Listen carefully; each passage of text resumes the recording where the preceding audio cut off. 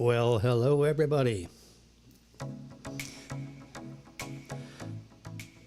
Welcome to Wednesday, July 14th. As you can see on the screen, there's Jimmy. So, oh my God, have we had crazy exciting things that happened with the Tesla. Hey, yo. So we went to Fort Myers, which in and of itself is no big deal there, right? So that's a 150-mile trip. We have a 325-mile gas tank of electricity, 80 kilowatts. It takes us 325 miles. Battery's fully charged, 100%. You can do that when you take a trip, fill it all the way up. So you can see on the screen here, let me do, whoops. There you go. So now you can see the screen over here. So we have an 80 kilowatt battery. It was, when I took the screenshot, 93% charged, which is equivalent to 307 miles. No problem there. There's no view of it. That's how I named our car, Model Y, with my phone number and then the zip code, instead of putting names and stuff on there. Because this data can be shared with others. Let me turn down the background sound just a tad, so I'm not fighting that. Although I love epidemic sound instrumental music with no copyright. Okay, so anyway, we went to Fort Myers, 150 miles into that.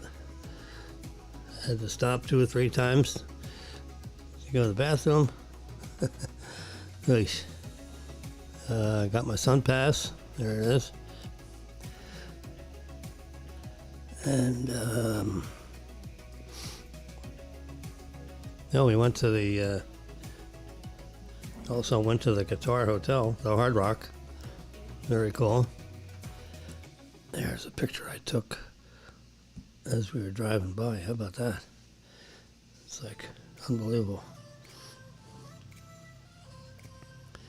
See how nice it is? Against the blue sky, a couple clouds here and there. Couldn't have set that. I was literally just driving by, and there was a stoplight on one of the ramps to get ready to fight the bumper cars. I-95 is really treacherous. Anyway, so here's Jay Leno in the new car. That's Franz, who is the designer, sitting next to Jay. They're delivering to him, whoops, a brand new car, the Plaid, the Model S Plaid, which has super batteries and so forth. Anyway, so going to Fort Myers wasn't the problem. Coming back became a problem. And let's see, what's this picture? So here we're driving, and I had Marilyn take a picture of the screen.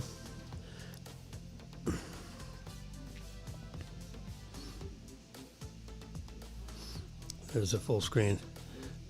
Now I'm going to bring your attention. See number 1? You see the battery? This battery is supposed to be green. It says it's in the red zone. It says I have 17 miles left, oops, in the battery. So you watch that right there, 17 miles. Now if you're only 10 miles away from where you're going, no problem. But it turned out we were 18 miles away from where we wanted to go. Yo. So as we're driving, the let's see, supercharging.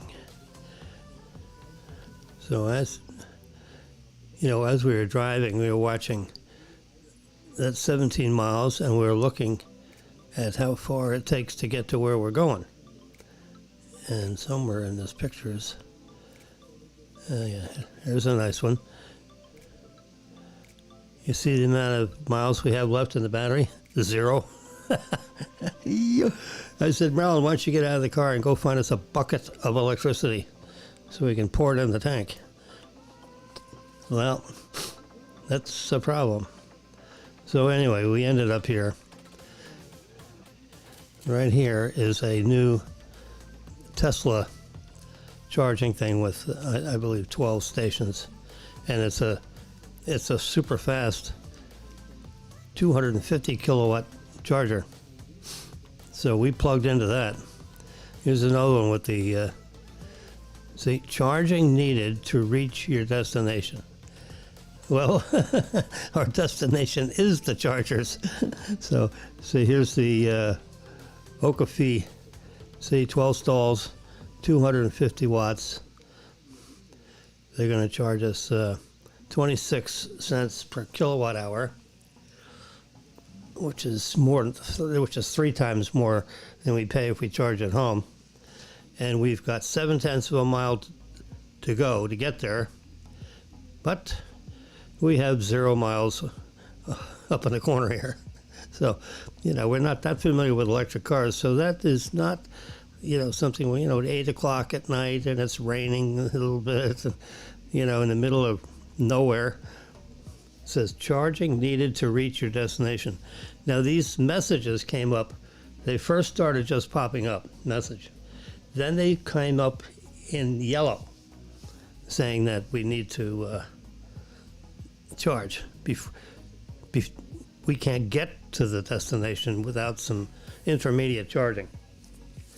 Who knows what that means? Who's got a charger for,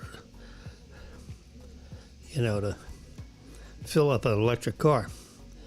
Anyway, we're 0.7 of a mile away, and I read some reports where you have you can push it about 15 miles past when it gets to 0, which, you don't really want to do that. So, it was, so I was kind of comforted with the idea that I've got, 5 or 10 miles worth of driving, even though it says 0. We don't want to do that again. So that's like, yikes, what did we do? So anyway, so now we know what being at 0 miles means. Anyway, so that trip is over, and now we're all charged up. And so here I charged up at our home location. I put in 41 kilowatts, which is the equivalent of 159 miles. And it cost me $4.49 with a home electricity, which is 10.8 cents per kilowatt. So we were plugged in for 6 hours and 34 minutes. That's how long it takes to get to full. And it's charging at a 94%, or running at a 94% efficiency, which is about as good as you can do. There we go. So we can see that we got a 80 kilowatt battery. 93% is 307 miles.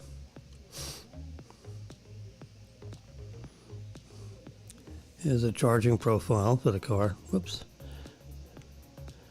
Expand that a little bit. 93% charged. We've driven 1,082 miles.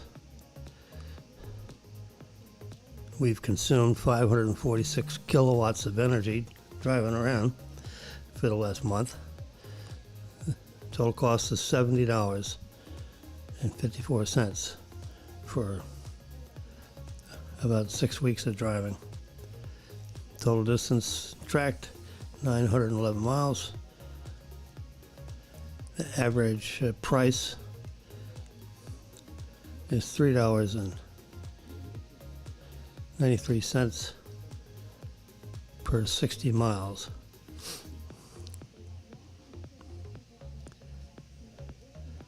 So it's $4.36 is the average amount of cost for our charging.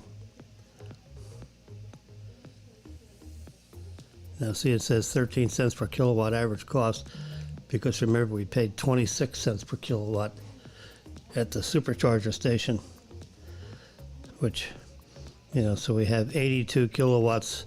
You can see down the bottom where the red T is. Yeah, see, I'll lift that up a little bit. Oops. 82 kilowatts we charged at supercharger places, and 449 kilowatts at our home when we plug in. That's the same graph as today.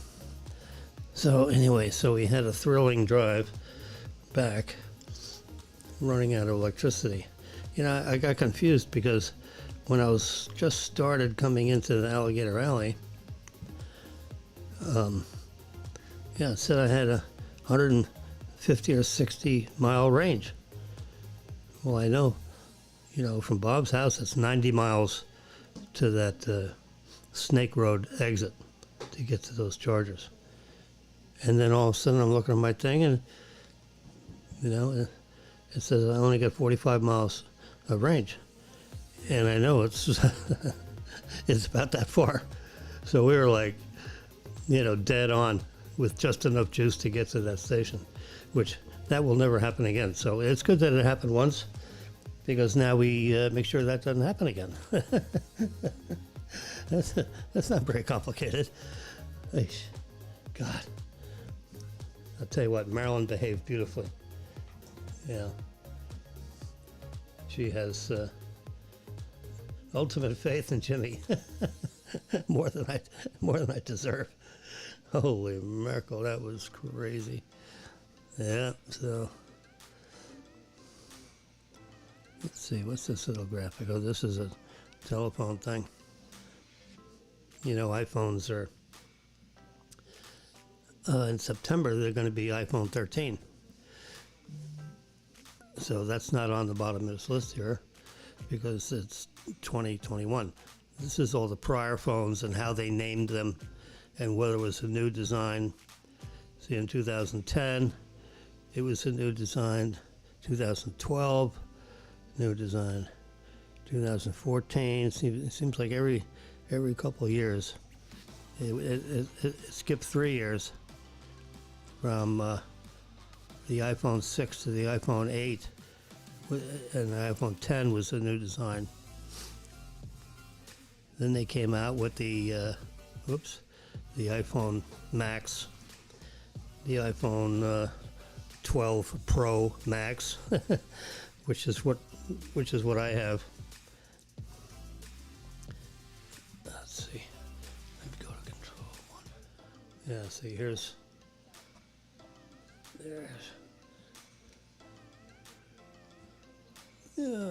This is the Varney. You can see Varney there. And he's interviewing his person, Fox. Okay, so this is a 12 Max. From this corner to this corner, it's 6.27 inches.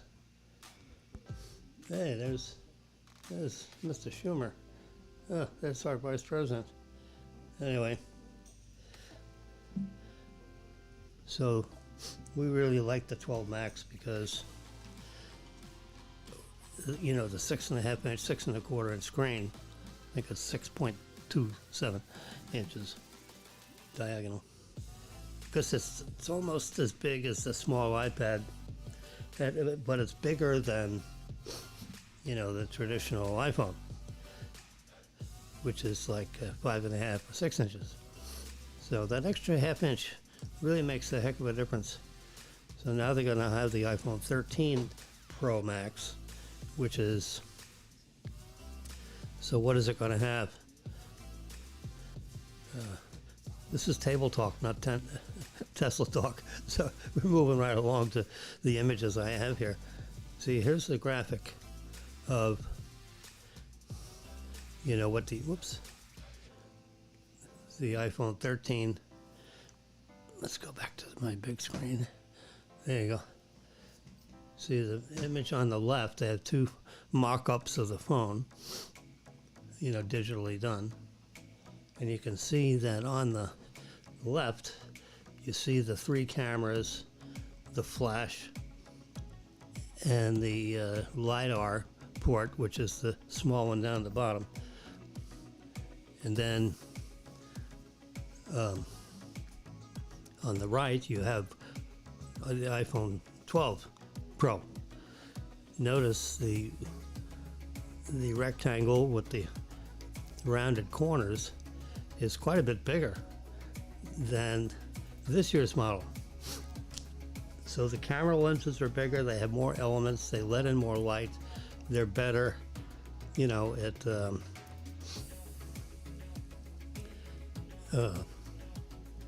low light situations. There you go. I'll make it even bigger, you can see. Look how much bigger that is than the present best camera system in the phones.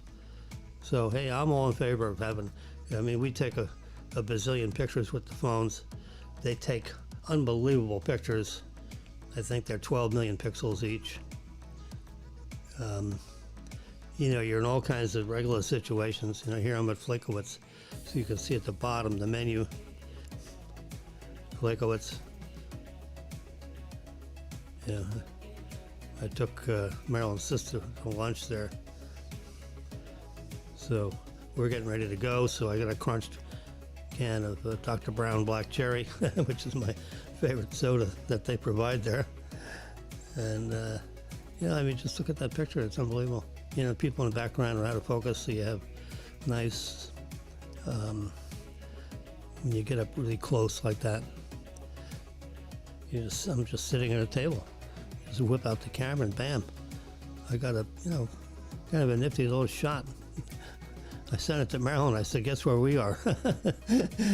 And I made sure that Flakowitz was showing at the bottom edge of the picture. It's always nice to do that, so that way you, when you look at the picture a year from now, you know where that picture was taken, rather than having to remember a bunch of stuff. Here's another feature of the new phone.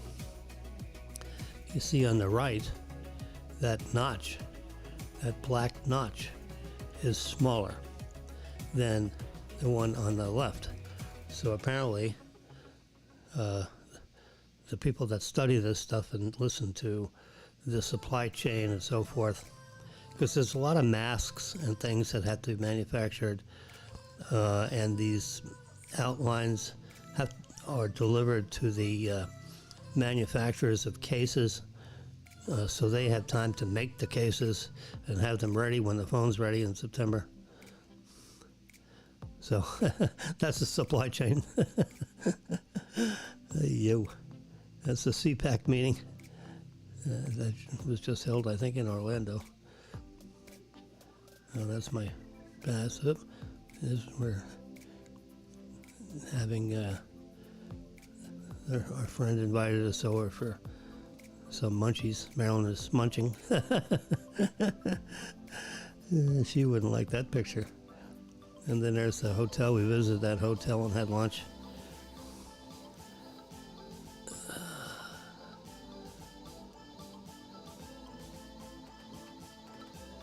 There we go. 0 miles. Snake Road. Okay, let's shrink them up. What else can I show you? Let's go down this way. Pictures. So here's another thing. It's going to have 120. The refresh rate on the screen is 120 cycles a second. You know, the best screens, you know, large screen TVs like the Samsung. We just put an 85-inch Samsung, and hung that on the wall. The refresh rate on that screen is 120 cycles a second. So when someone's hitting a golf ball, for example, the golf swing will appear smoother if you have a faster refresh rate. So they have they're putting in 120 cycles per second in the Pro Max large screen iPhone 13, which is good. They keep increasing the ability of the iPhone to take pictures and to see movies, play games.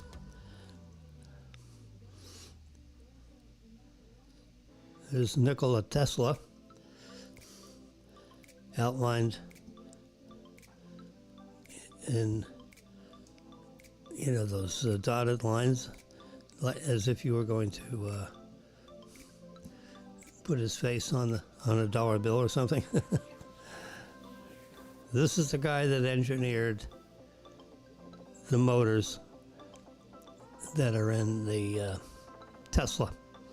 That's why they call it a Tesla, named after Nikola Tesla. That's him.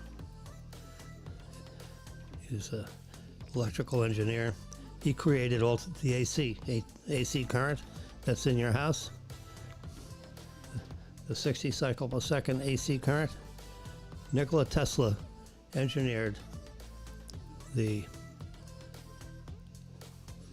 alternating current delivery system of putting energy into homes and office buildings and so forth. Before that, it was DC.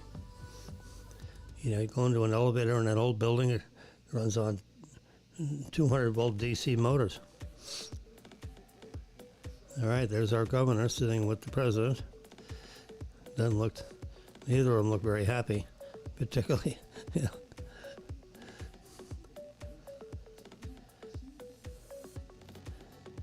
Our governor looks not happy. Here's Bill Gates and the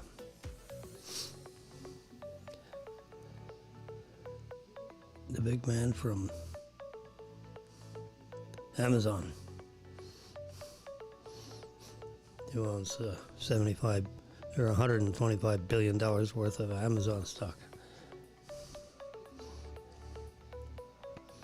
That was our Taco Tuesday. On Sunday, Marilyn makes up the menus. All right, here's something interesting, just for table talk. You see, look up on the top, a 1-month-old kitten is equivalent to a 6-month-old human baby. A 3-month-old kitten is equivalent to a 4-year-old kid. A 6-month-old kitten is like a 10-year-old. An 8-month kitten is a teenager, a 15-year-old. A 1-year-old cat has reached adulthood, the equivalent of an 18-year-old. So the 1-year-old cat is an 18-year-old person. Give you an idea. 2 human years equals 14 years in a cat. So if your cat is 4 years old, he's actually a 35-year-old cat in human terms. So you get to 10 years. When your cat is 10 years old, that's in the cat world, he's like a 60-year-old midlife crisis lady. You add 2 more years, a 12-year-old cat is like a 70-year-old person. A 16-year-old cat is, your cat's like 84 years old. So our cats are between 60 and 70 years old. I think our cats are like 11 years old. So we'll just split the difference between 60 and 70, and that would be 65. So our cats are like 65 years old in our terms. So our cats are, about as old as we are. a little bit younger, maybe. I keep on telling everybody I'm 103 years old. All right, there's our new dresser drawer thingy. That 6 drawers. We had to put it together. Oh my God, that was quite a drill. I mean, the box comes, it's only, the box is like 5 inches thick. I think I told Marilyn, I said, "Oh my God, it's an erector set, please." Yeah, that's what it was. So when you buy a piece of furniture like that, and the box is only this wide, you're in trouble. That means you got a million pieces in there, with screws and bolts and all kinds of stuff to put it together. Here's a little picture of the way Tesla, the autopilot, can analyze where it's going to go if it's going to change. So if you hit the change lane, you want to get into the leftmost lane, the Tesla computer analyzes all the cars around you, puts up the imagery on your display, and shows what it's going to do when it's most convenient and safest. It's really quite remarkable. Every car made after like June of 2019 has the computer that's necessary for full service driving. And I have a way to show you that, because I can, if it's on here,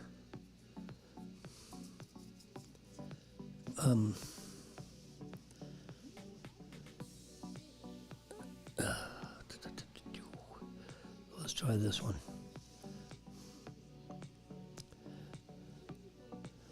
Oops. I'm going to stay here. I'm looking at, you can see I'm looking at it sideways with the displays up and down, which is nice.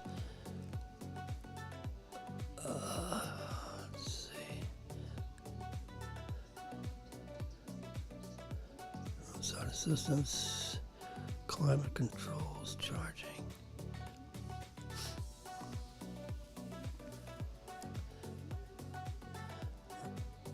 I don't think this is the right one. I'm trying to find the app that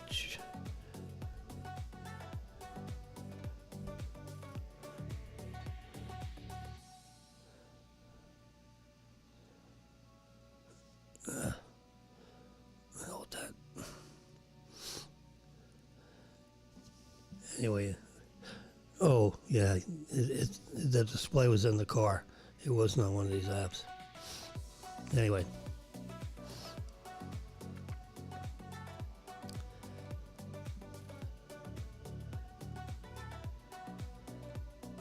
this app is getting the data for all the charging that we did ever since we had the car. Oh, whew, shoulder. That's taking too long. Heck with it. All right, so let's close up all these things.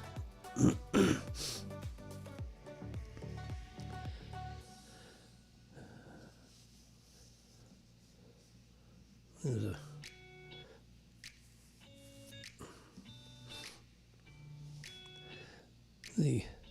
you see all these people in the bar. Well,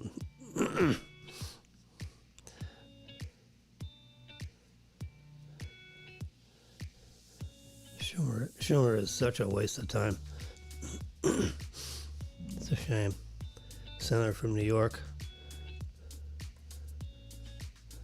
How to prevent wrinkles. Well, too late for that. See, here's the phones when I was showing you the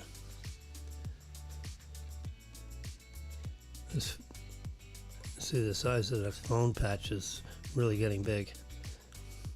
This article is about something else where you can attach a battery kind of thing on the back of the phone and actually charge the phone with something you can just stick on the back of the phone, and it's held there magnetically.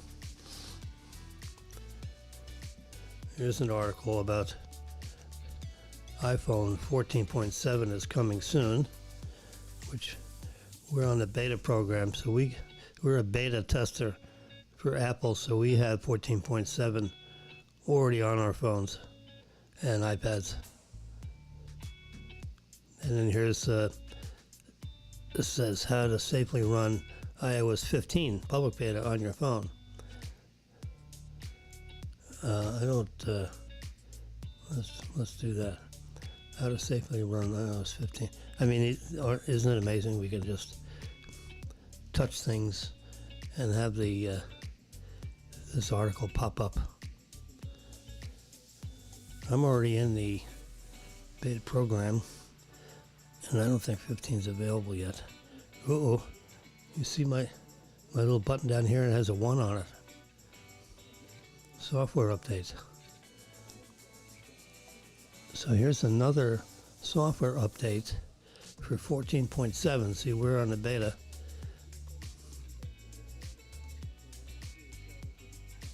So it has all kinds of little software fixes, so we're going to do that. I have to put in my secret code. So now it's verifying the update, so you can see what that looks like.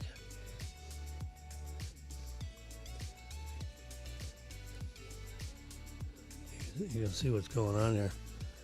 So that takes, 4 or 5 minutes to verify the update, and then it will start loading, 400 or 500 megabytes. Yep, there you go. The update's been verified, and now you're going to see a little bar that comes across there, like a progress. Yep, there you go. There's Apple logo. There's Apple logo again. We can't see it on the display. Interesting.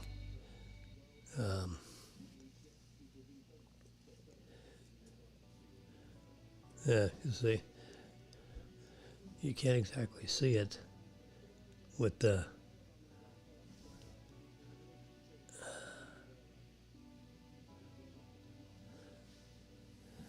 so now you can see the Apple little progress bar going across. It could take 5 or 10 minutes for that to happen. But you see this red connection right here. I don't know if you can see. Right here. See this red wire right here? This connects. There's one over here on this side, but you can't quite see it because the camera doesn't quite catch that edge of the screen. Maybe if I lift it up a little bit. See that right there? That red wire? That's what connects the iPad to the Mac, and that's why you can see when let's see if I do these other. See, you can't see it because the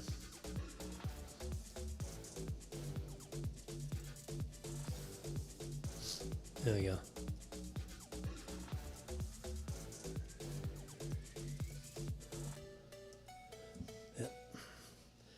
Because while it's loading the new software, it has broken the communication link that's caused by this wire.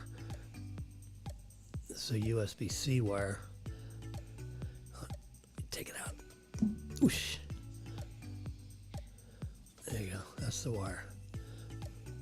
With the USB-C connection, you can see that, which is a marvelous connection compared to the Lightning. Lightning's been around a long time, but it doesn't have the speed when you're transmitting data back and forth. And with this hookup right here, where I have this MacBook Pro, high-powered MacBook, iPad Pro connected to the very newest MacBook Pro, the screen here. It's very nice. I got the little flipper floppers on here to block the light and to keep the kitty cats from jumping across in here.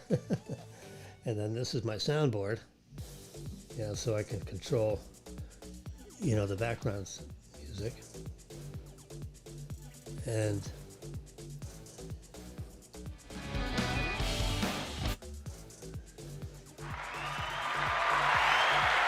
can add some applause.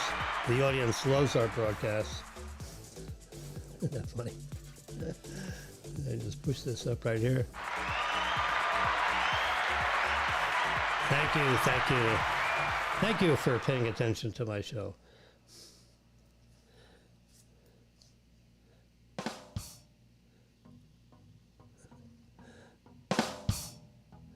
They have all these little sounds.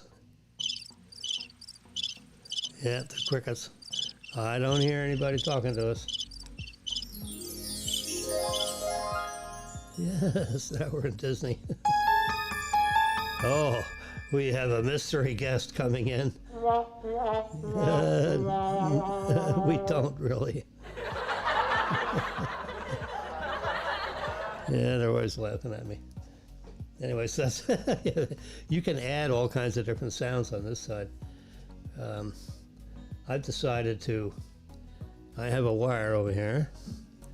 There's lots of wires buried under these black things, tablecloths. See right here, if you can kind of see there, that's a picture of an iPhone. So this is telling me, so I connected my MacBook into this input. It's right here with this wire. Get my hand out of the way. See this wire right here? That goes underneath here and it gets plugged in right behind there. And that's how we're hearing this music. Amazing, huh? So I cover that up because we don't want to see all those wires. Well, a lot of heat coming out of that MacBook. So that's how I get Epidemic. And see right here, if I just touch on this, see this is this is YouTube Music. That's where I found the Epidemic musical without copyright. You see it down here. I mean, I could have those headphones on, listen to this music all day long. And all I gotta do is click anywhere on this screen. That covers up everything but this. See, I can hit that and it pauses it. And I come back here and then I'm back.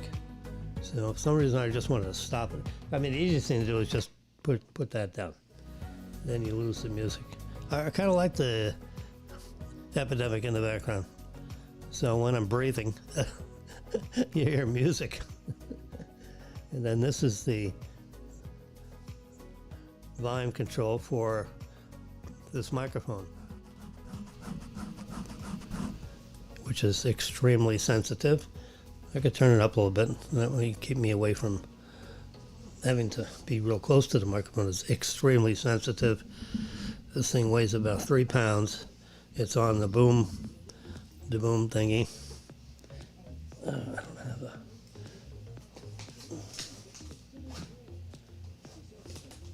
I was hoping for like a white card to...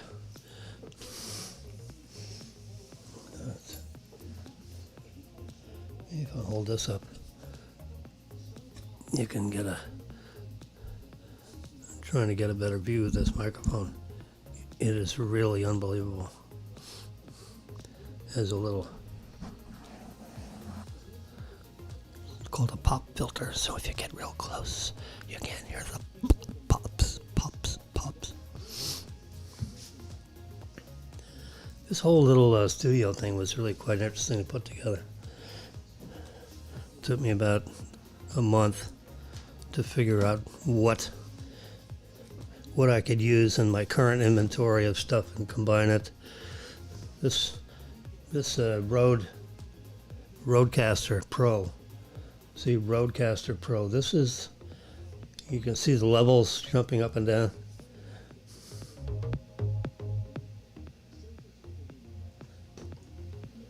Trying to get the right balance between this background sound and the microphone itself. And I can turn this up a bit, and that way we can hear everything that goes on in this little suite here. See, if I just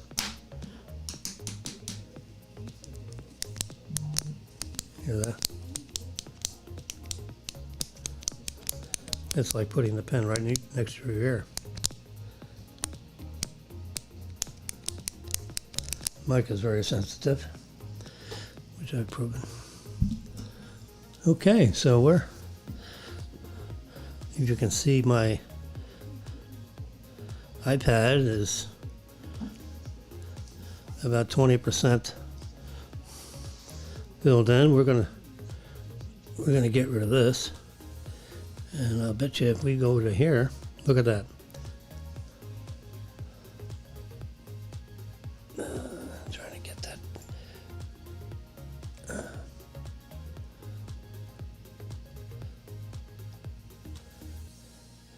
Anyway, it's my.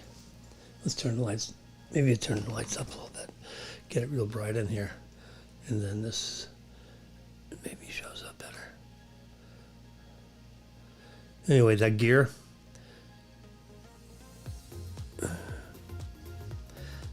It says settings.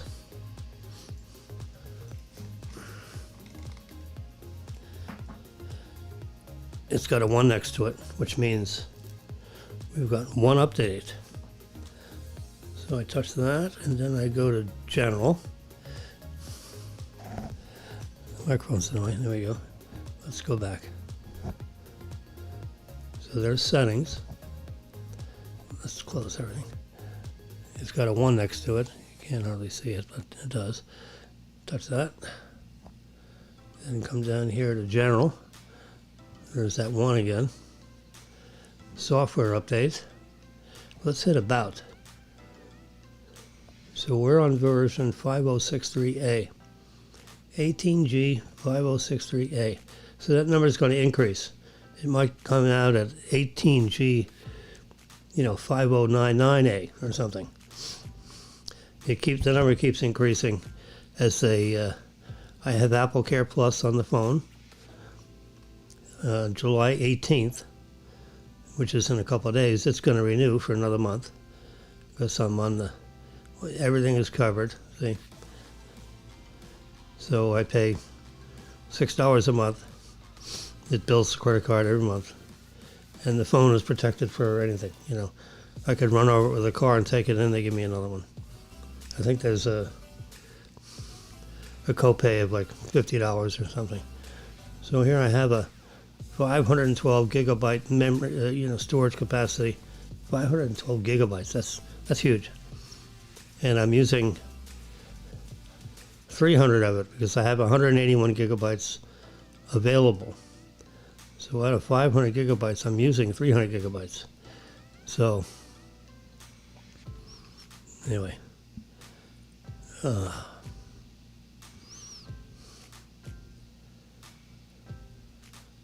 IMEI number and all this stuff. Anyway, so that's just all the information about the phone. I got 71,000 photos in here, 597 applications, 241 videos, 591 songs. Okay, so software updates. Bingo. These are some of the things. So it's already downloaded it. I have it so it's download, but don't install, because I want to see what's being installed before. So I just hit install now. Put my secret password in, which is not so secret. And I'll just hang it up there on this little. It's kind of out of view here. Let's see if I can bend this down. Whoop. There you go. See, there's where the phone is. There's a reflection from the screen, from the keyboard. Anyway, so that's going on. Put that back. And just twist this a little bit, yeah. That way I can move it without requiring pliers and things.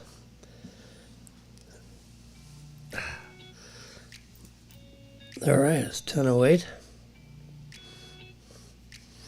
Let's see on my watch here.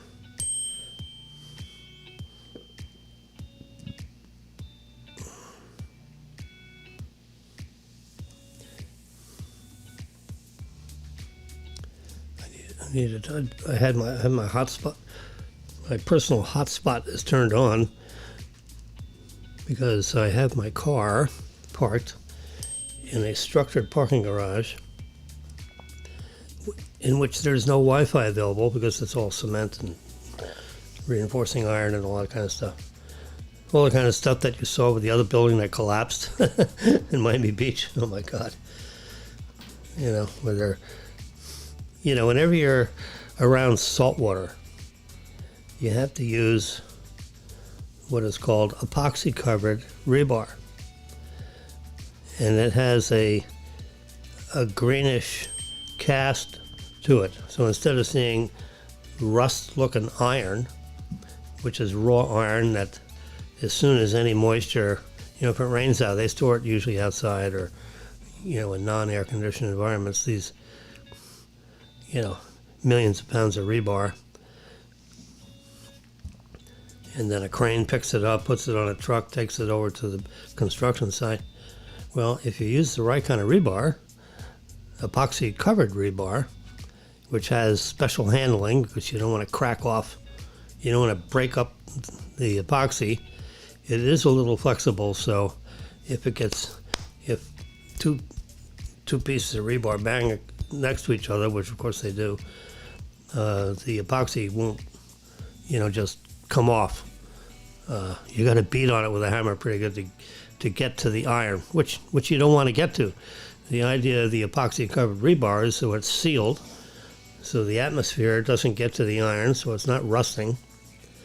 And then when you use it in a construction site where you tie down the rebar and you put the rebar in columns and all that kind of stuff, and then when you pour the cement surrounds the epoxy covered rebar and it gives the concrete cement mixture added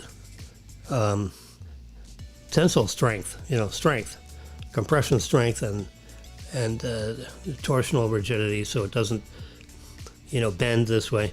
You know, it's a column that's holding a building that's going to be on top of the column. And so when you do any kind of concrete work, when you're near salt water, like the ocean, and this building was, you know, within 500 feet of the ocean, looked like to me, maybe 600 feet. You know, you got the wind that blows off the ocean, and you got salt spray, and you know, there's salt everywhere. The salt's the enemy. So, I mean, we need it to live, and the ocean's full of salt water. So, but you have to use epoxy-covered rebar when you're building a foundation and columns and trying to strengthen a floor plate, you know, when they pour the floors, and they keep pouring the floors and they reinforce, you know, they have the supports and it sits there and it sets up over about 3 weeks. You get 90% of the strength in the concrete in the first 3 weeks, and the other 10% takes 100 years to strengthen.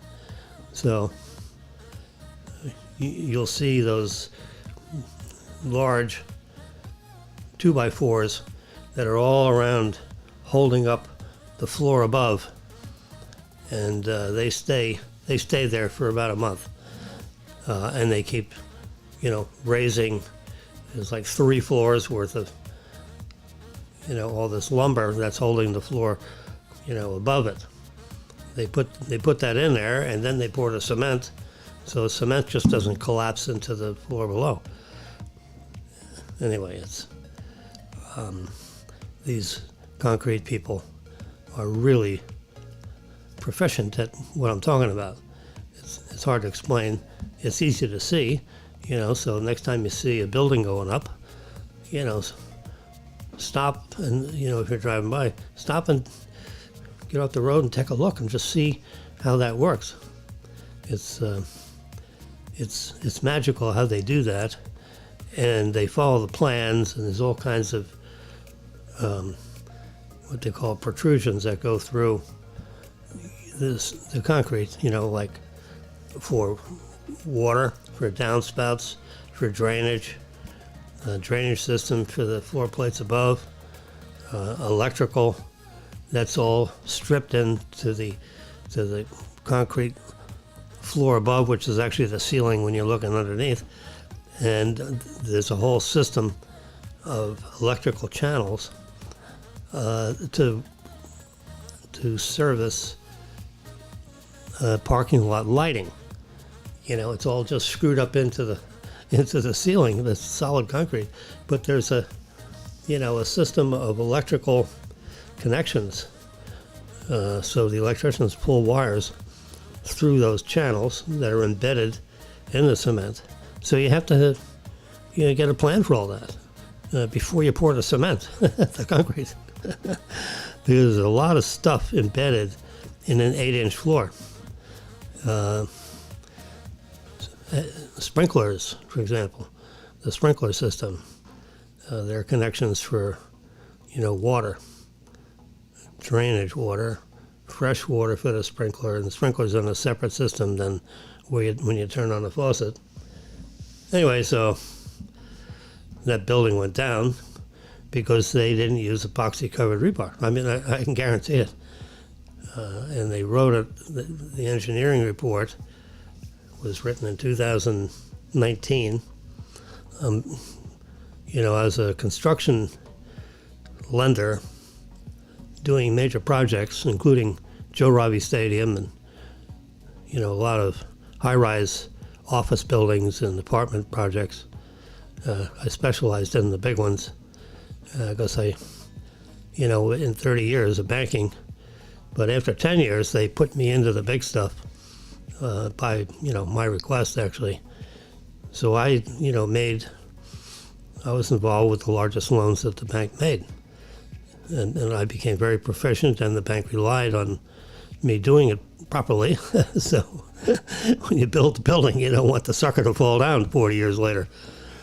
That's terrible. It's negligence. If the plans were approved without epoxy-covered rebar, I mean, all that stuff is specified. And, you always hear the term plans and specifications. Well, the plans is the pages with all the drawings on it, and then the specifications is like 3 full, these big pages of 10-point or 12-point type, requirements, specifying exactly what kind of rebar, the gauge, number 5 iron rods, epoxy covered, all that stuff's in the specifications. Now the question is, did the city of Miami Beach approve that building with traditional rebar rather than epoxy-covered rebar? And if they did, then shame on the city of Miami Beach, or whatever municipality approved those plans. So the other thing is, did the specifications call for epoxy-covered rebar, and did the contractor actually buy epoxy-covered rebar when they were erecting the building? So it could, be one or two of those things. It's in the plans and the contractor didn't do it, or it wasn't in the plans at all, so everybody just did it wrong. The contractor followed the plans and specs. They were approved, by the city. They got a building permit to do it according to the plans and specs, and there's a lot of specifications in a set of drawings.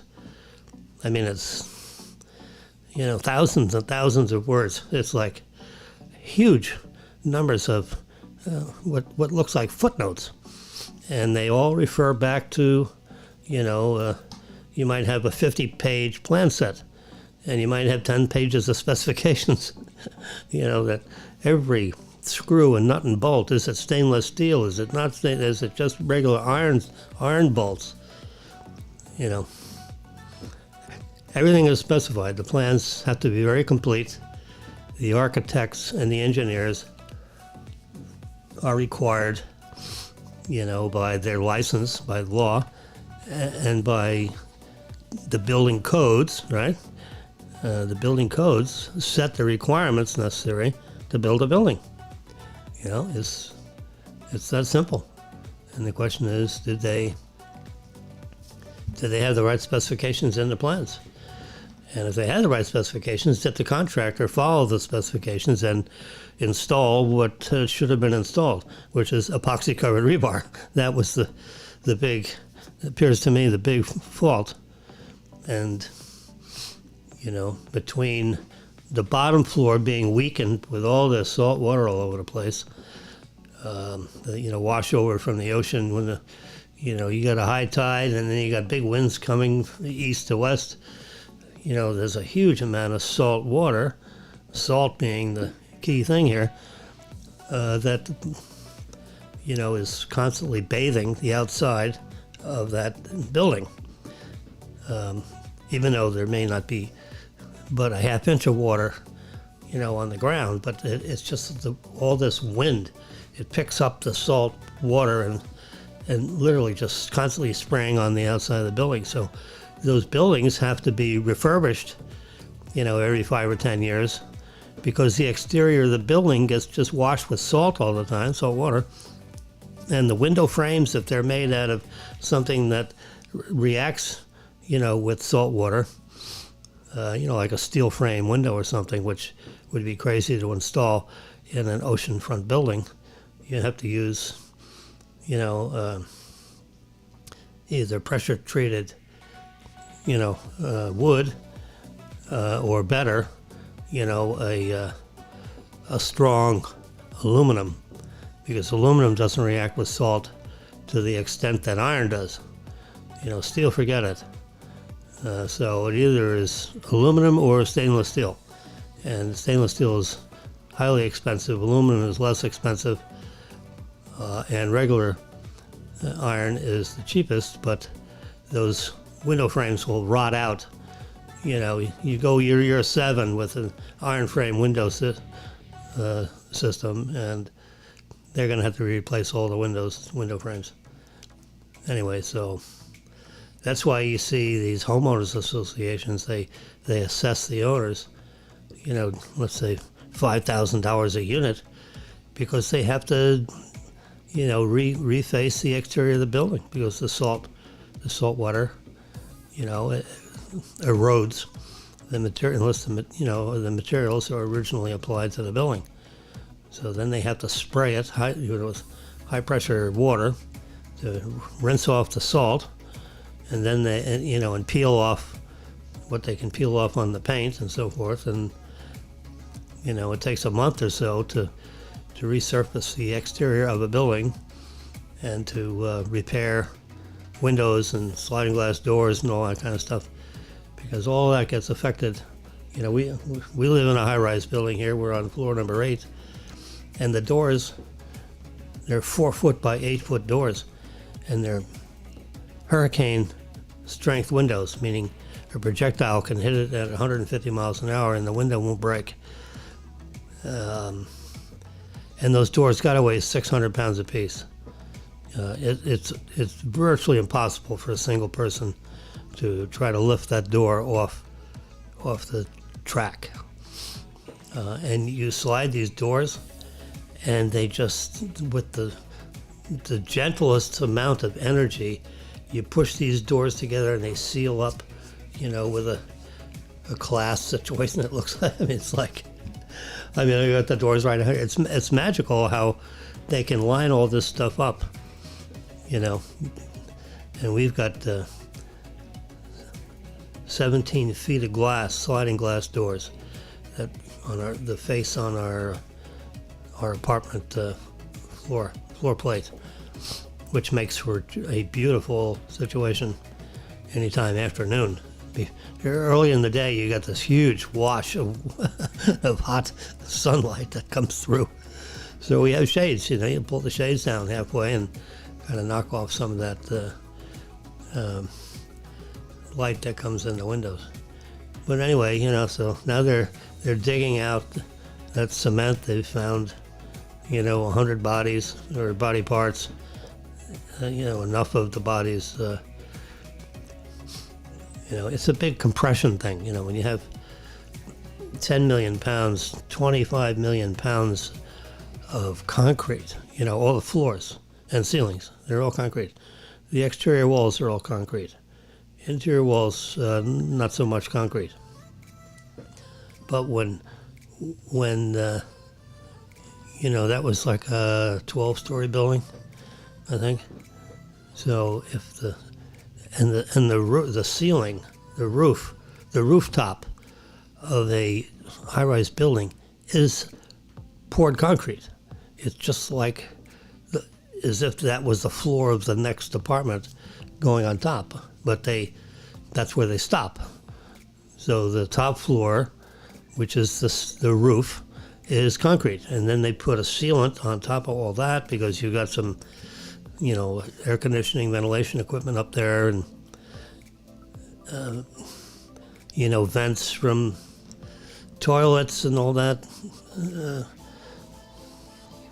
So you remove the siphon effect of water when you in your sinks and your toilets and all that. Well, that plumbing, vents up to the roof.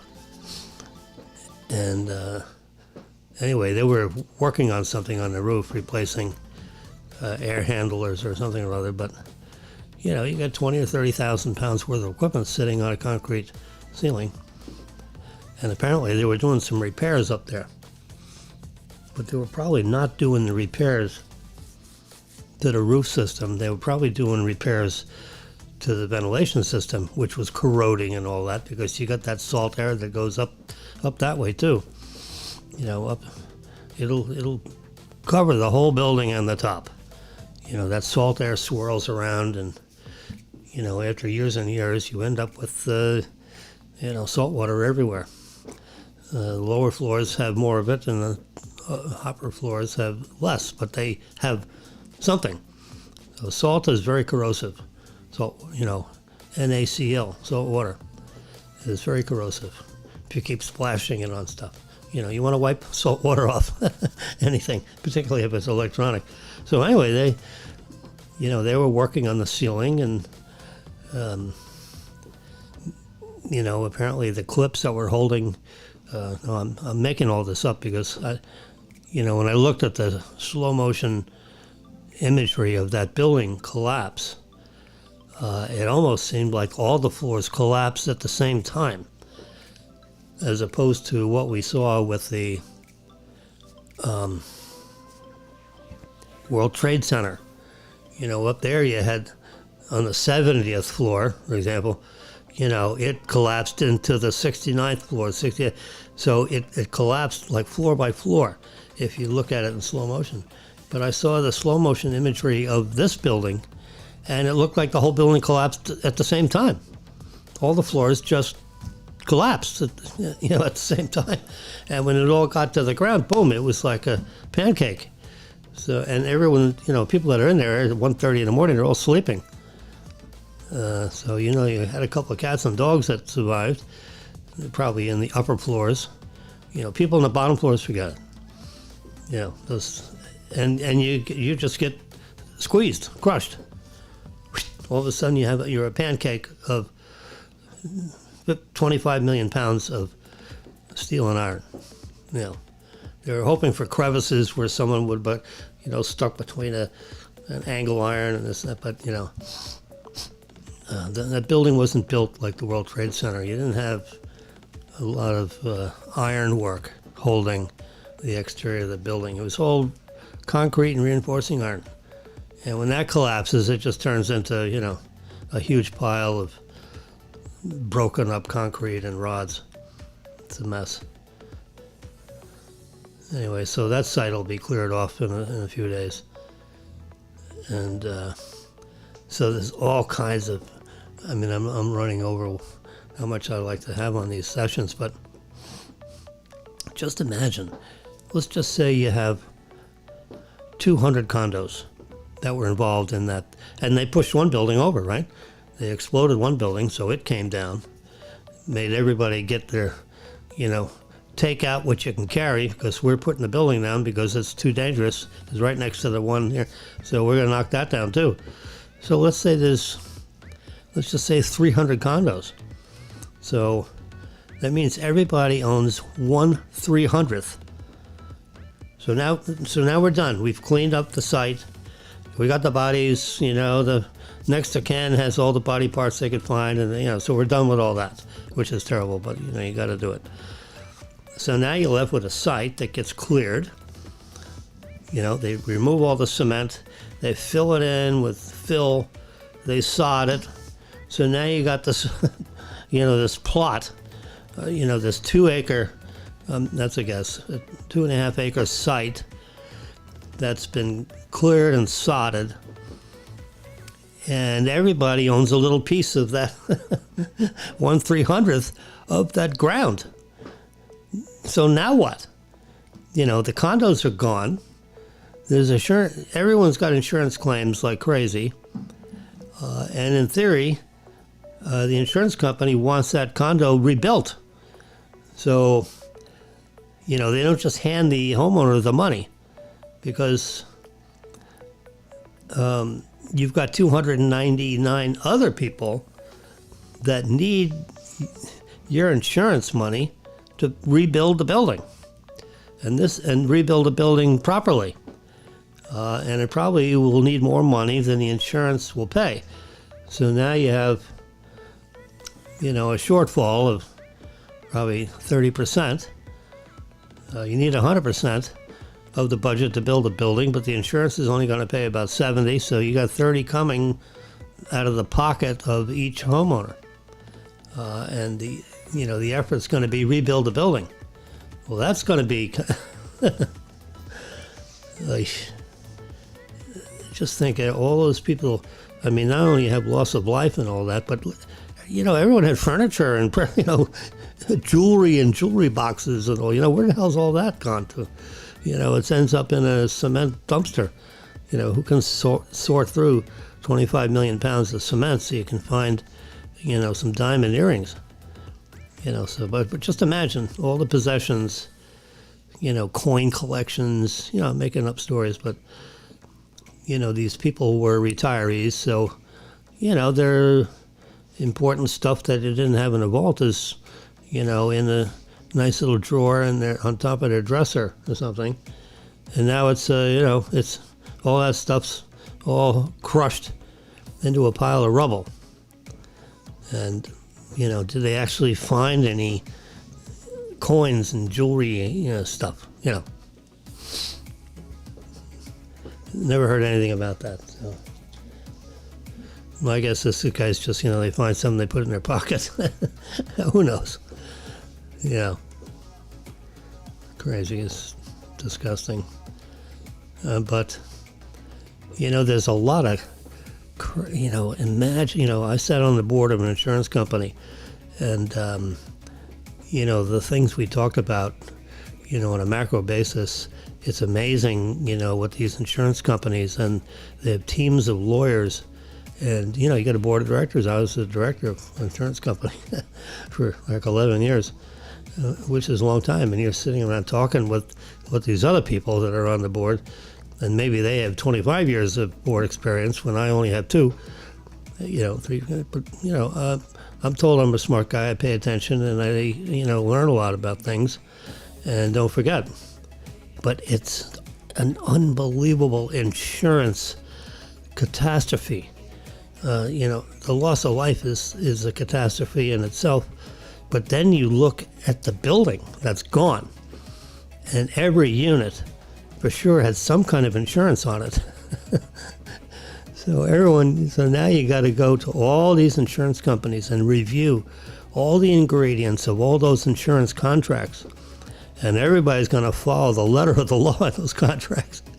And is there any exclusions for, the building collapsing? Who the hell would figure, that in paragraph 87, they talk about the collapsing of a building. I've never seen that in an insurance agreement. That doesn't mean it doesn't happen, but, it's not an act of God. Right? Well, it is. It isn't. It's not like lightning struck it. It deteriorated and fell down.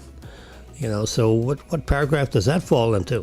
So, you got a whole building full of lawyers trying, insurance companies, they try to find ways not to pay. They're not in the business of paying. They're in the business of not paying. They like to collect premiums, but they don't like to pay claims. I mean, that's how they make money. I mean, they have to do what the contract says, but, they really try not to pay. They don't, have their hands out, with handfuls of cash. You gotta sue it. You gotta sue them for it. So you got all these lawsuits. In theory, 300 lawsuits. What do you call it? Maybe suing, maybe 10 companies, 10 different companies were involved in insuring each unit. Then you have insurance policy on all the common areas.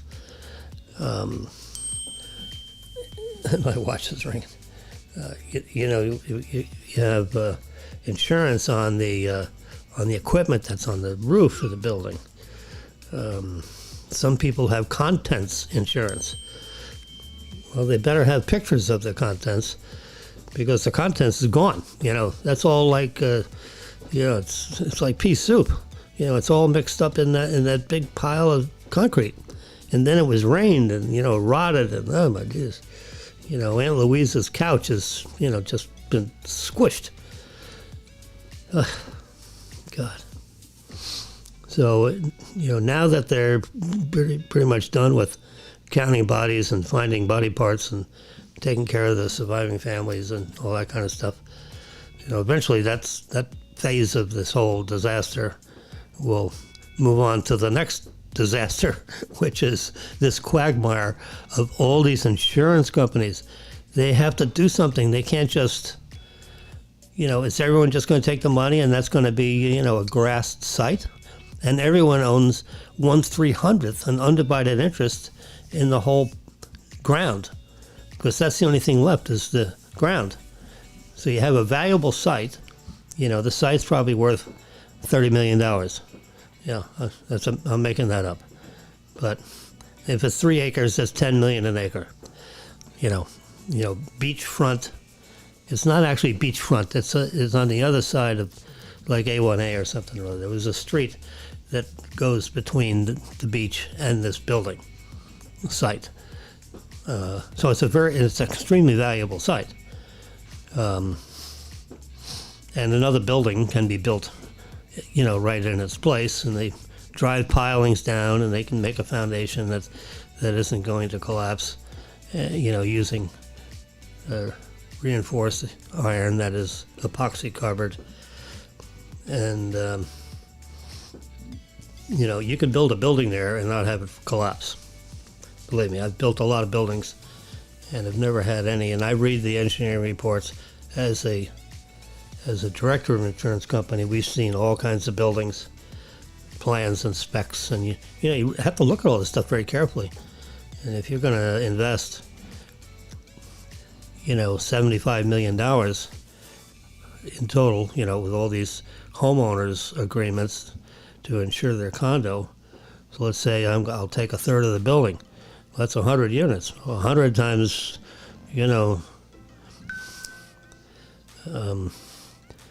300,000 per unit, it adds up. Then you got 30, 40, $50 million that you've put aside just to insure that building. And you might have 4 or 5 companies that each decide to invest in so many condo units. They're not all attached. They're all like checkerboarded all over the place. And, every unit gets insured. Someone could buy the unit for cash and not insure their unit, which would be insane to not insure it. But if you borrow money from a bank, some financial resource, they're going to require the insurance. What if you pay all cash? And there are a lot of those units probably were all cash. Maybe 20% of the building didn't have any loans on them.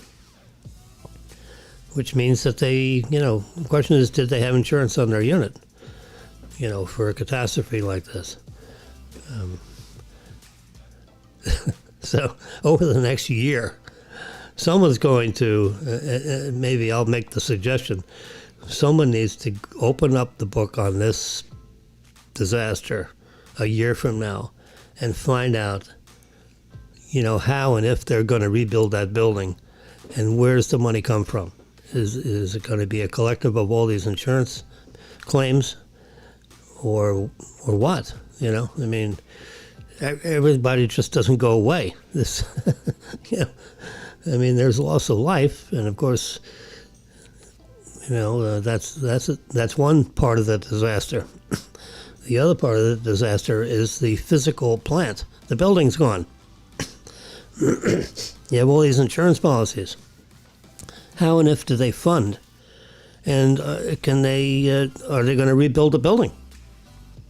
Everyone has to, all these heirs, assuming the people that were in the units are gone, deceased, and you have the family that inherited, hopefully all of their interest in, apartment number 812. I'm in 812. You got 812, 813, 814. You got all these people that own these apartments, and like I say, this just isn't going to go away because the media stops. They're interested in the loss of life thing because that's the story, and they make money selling stories. So, but this is going to pass because everything is going to be wrapped up in the next couple of weeks with the human life part of this disaster. Then is the media going to turn their attention to the actual physical plant and what happens there? And hopefully they'll interview some very competent casualty attorneys that deal in risks and so forth. It's quite a specialty, and there are not a lot of them. There may be 10 really good folks in South Florida that know how to contemplate how this facility is going to be constructed.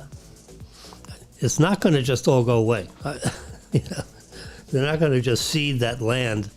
They got a $30 million piece of dirt. Now they could sell that and someone else could build a building. So then all the unit owners get 1/300th of, let's say, $30 million if the site's worth $30 million. I'm making that up, but I'm,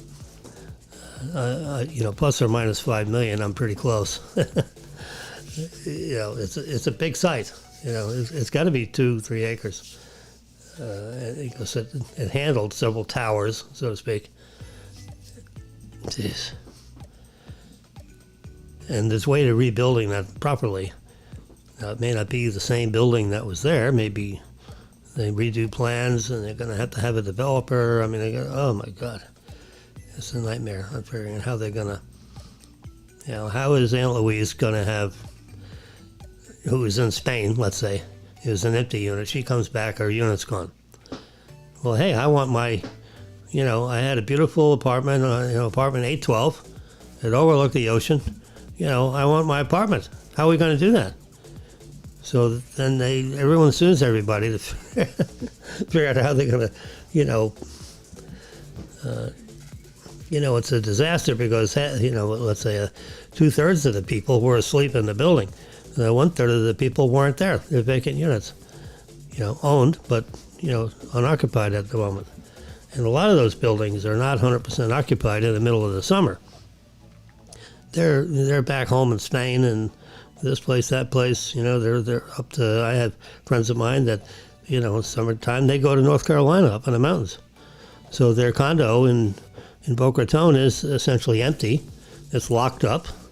They take their pets with them.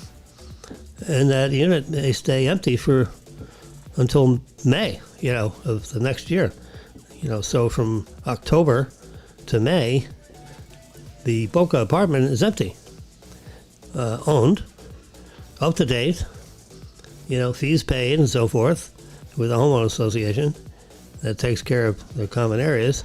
And they're in North Carolina up in, 4,000 foot elevation, enjoying, from October to May. They wake up to 45-degree temperatures, whereas we wake up down here to, 80-degree temperatures, at 6 in the morning. In North Carolina, it's probably 40 degrees, 45 degrees. Anyway. So 1/3 of that building was vacant. They all come back and say, hey, where's my unit? So then Uncle Louie, they open up the documents and see the thing, and, how do I get my unit back? That's the next phase of this problem, believe me. And it's it's, hundreds of millions of dollars in insurance claims and things. It's going to take years to just figure out what I'm talking about. All right, see the bell? Bell went off on my watch. It's time to get up and walk around. My watch, my Apple Watch says it's 10:43 in the morning, which that's good. I've been talking sporadically with all these different topics. Of course, this last topic is most interesting. I may do it again, give it some more thought, and do it again with a little more detail. I'll try to talk to a couple of lawyer friends of mine they're in the casualty business. There's not that many lawyers. I mean, it's kind of hard to figure out, an attorney that knows what the hell I'm talking about. But what I'm talking about is going to be discussed. It's going to be a huge endeavor, and you're going to have a lot of people that are going to say, "Hey, where's my unit? I paid insurance. I want, we got to rebuild the building." Well, rebuild what building?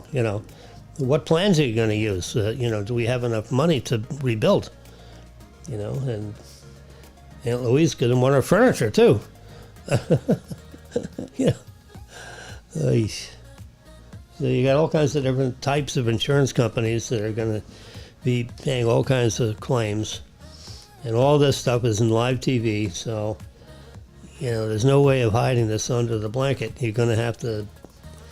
This has to be resolved. There's too many people looking, and if I owned a unit in there, I'd be, that's what I'd be saying. I go to my insurance and I say, "Hey, where's my unit? I want 812 back. It's gone. We got to build a building again, and I want unit 812. And this is the floor plan that I had, and I want the same floor plan. But move the electric from here to there." Oh God. I mean, it can give you a headache trying to think of that.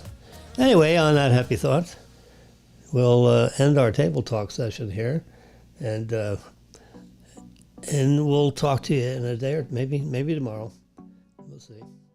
Anyway, let's hear a little bit of academic sound instrumental, and we'll tune out, and we'll catch you next time. You have a great day. It's Wednesday. It's the 14th of July. Can you imagine? Halfway through July. August, September, and then we got new iPhones and new iPads coming out. Woo! Can't wait. Okay, see you later.